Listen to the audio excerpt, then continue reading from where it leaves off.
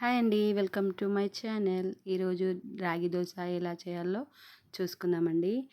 Half cup upma రవ్వ, 1 cup రాగి పిండి, హాఫ్ కప్పు పెరుగు, ఈ మూడింటిని మనం కలుపుకోవాలి.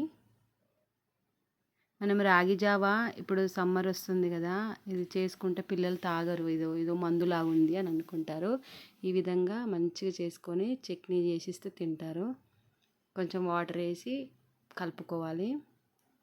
రవ్వ అనేది గరుసు ఉంటుంది కదా, దీన్ని ఇప్పుడు మిక్సీకి వేసుకోవాలి. ఇప్పుడు కలుపుకున్న తర్వాత ఒక 10 నిమిషాలు నానబెట్టుకున్న తర్వాత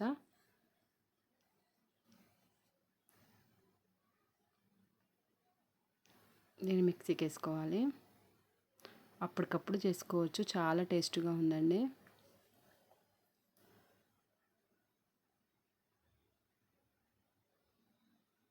మిక్సీకి వేసుకున్న తర్వాత ఈ విధంగా వచ్చింది. తర్వాత స్టవ్ వెలిగించి ఒక ప్యాన్ పెట్టుకొని 1 టేబుల్ స్పూన్ ఆయిల్, ఆవాలు కొంచెం హాఫ్ స్పూన్ జీలకర్ర,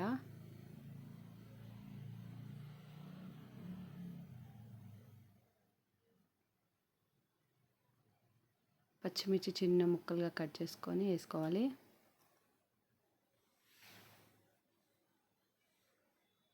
కరివేపాకు, టమాటా ముక్కలు,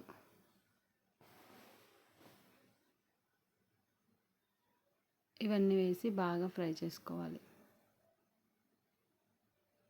ఈ విధంగా వేసుకొని మనం రాగి పిండి అయితే ఏది మిక్సీకి వేసుకున్నామో అందులో యాడ్ చేసుకోవాలి. పచ్చి ఉల్లిగడ్డ ముక్కలు, కొత్తిమీర,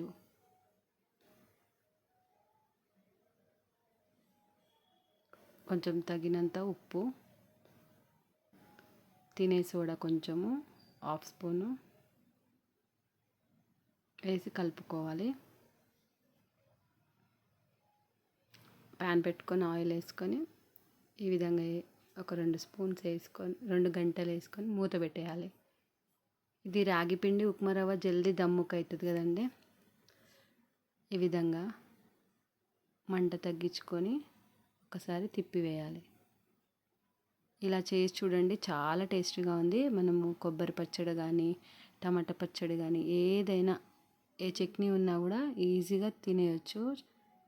పిల్లలు కూడా ఇష్టంగా తిన్నారు. ఈ విధంగా చూడండి, కొబ్బరి పచ్చడిలో మేము తీసుకున్నాము. చాలా టేస్టీగా ఉంది, ట్రై చేసి చూడండి. Thank you for watching.